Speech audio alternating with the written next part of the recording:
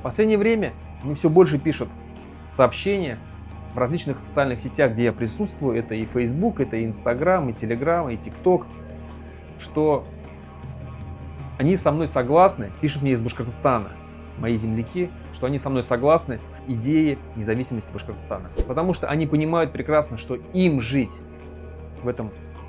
на этой земле, и они не хотят жить сегодня так, как они сегодня живут в этой России, в этом Мордоре.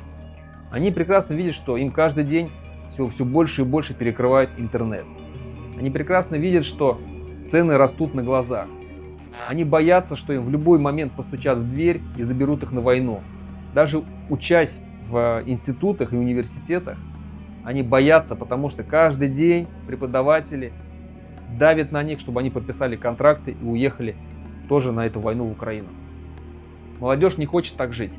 Молодежь хочет жить спокойно, свободно, путешествуя по всему миру, спокойно учиться, развиваться, строить свое будущее, растить детей, создавать семьи. Вот с чего хочет молодежь. Стабильное будущее. Никакого стабильного будущего в этом государстве не может быть. Полную версию видео смотрите на этом канале.